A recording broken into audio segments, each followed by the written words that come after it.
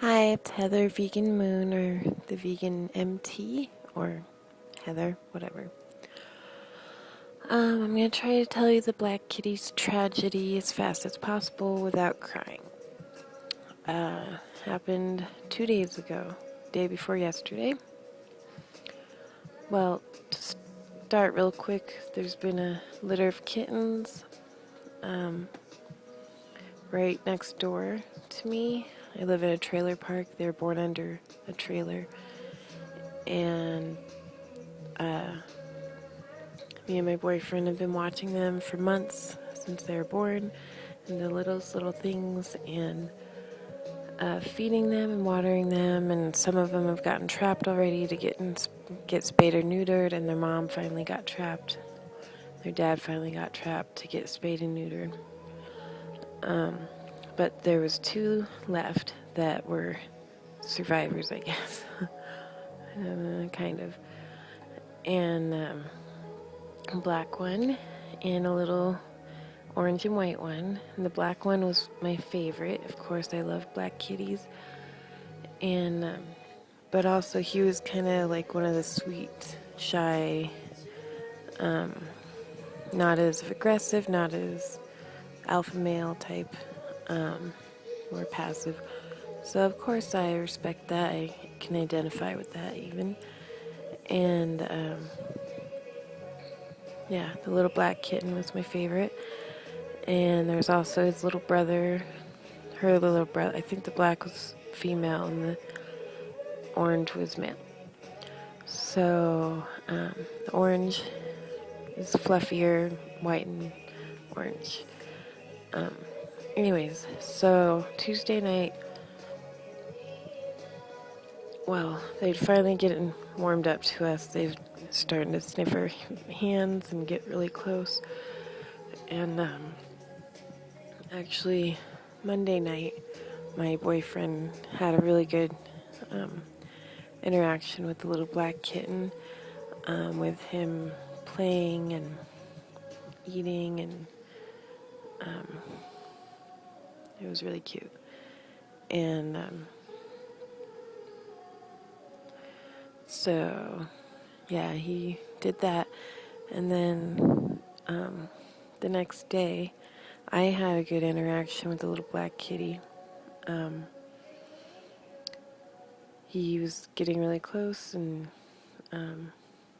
hanging out with me and Freya and Camper and little Gary, the little gray kitty in my other videos. And that's the bad thing about Spotify and Pandora, is there's commercials randomly. Anyways, I'll show you if you can even see it. I don't know if you can even see. See over there? I don't know if you can see where that air conditioner was. Anyways, so that's where the kittens were. And they came out of there. They were probably born under there. And they lived there. And I went over there recently, and it's kind of like a little idyllic spot. There's a bush to hide in and play in, and lots of little like bugs and butterflies and flowers and grass, and it's a lot more quiet and peaceful right there. And actually it's kind of like a little idyllic heaven in a way. But anyways, okay, fast as possible. It's already been 4.5 minutes. Okay, Tuesday night. Today's Thursday. Tuesday night, we're going to go to the store, and I just interacted with the black kitten, or Michael had. He was like really close to it sniffing his hand through the fence. And then the neighbor's dog across the street is really crazy and hyper, and he got out and he started running all over the trailer park, going crazy, barking at everything, and the poor little kitten got scared shitless, ran up into the under our car, and we were just about to leave too. And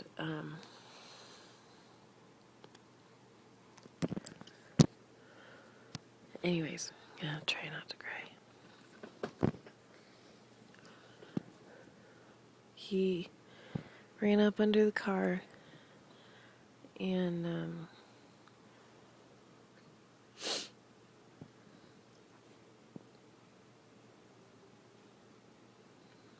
that dog was going crazy, and the neighbors were taking their sweet ass time to come get him. In the meantime, it was just sitting there barking at us. Our dog was behind the fence, thankfully, and it probably was just friendly enough, but it was just neurotic. And the owners weren't doing anything to try to come get him and put him back in the yard. They're kind of sitting there stupid for a while, and the wife had the baby in her arms, and she's like, "Can you go get the dog?" And the boyfriend was just sitting there stupidly. Finally, she had to come over with the baby in her arms to come get the dog. Finally, when she was finally getting the dog, the guy starts to cross the street.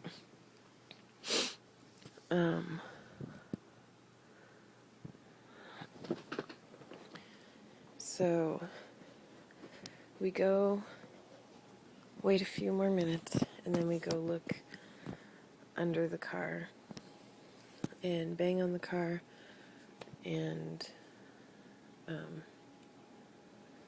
try to get the cat out. And we weren't sure because we didn't know if it ran under the house or our house or went over across to the neighbor's house or if it was still under our car. And so yeah, we were banging on it. Michael double checked and nothing happened. He didn't come out. And so we left, and we were just pulling out of the trailer park onto the highway, and we hear a thump, and I look in the side rearview mirror and see the little black kitten tumbling out of behind the car.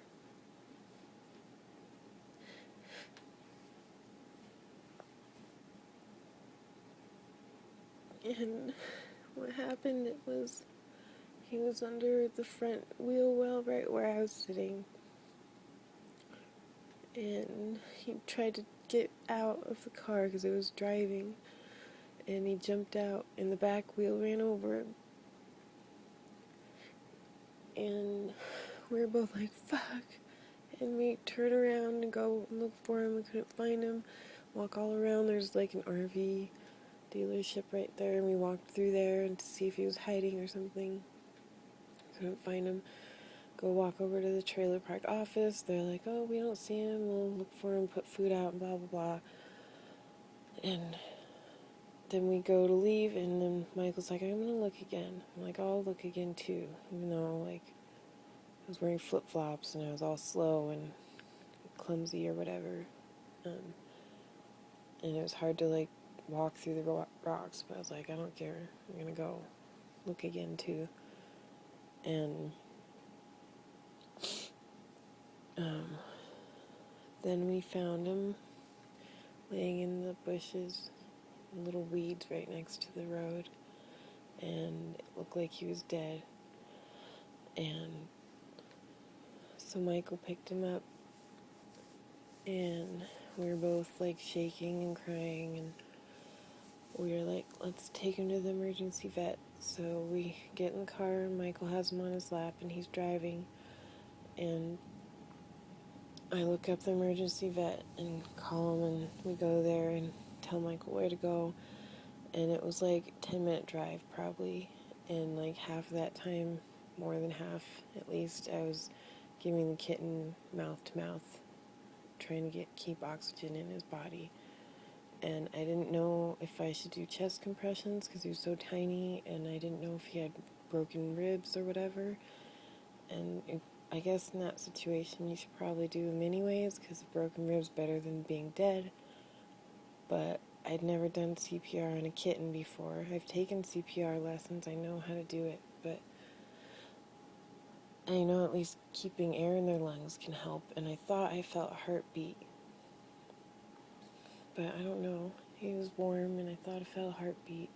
It could have just been like the nervous system twitching and shutting down or something. So we finally get there, and they take him back for like a minute. I didn't even finish filling out the paperwork, and he comes back out, and he's like, I just want you to know that he's gone, and we're going to stop doing chest compressions now. And so, yeah, Michael and I break down, and we're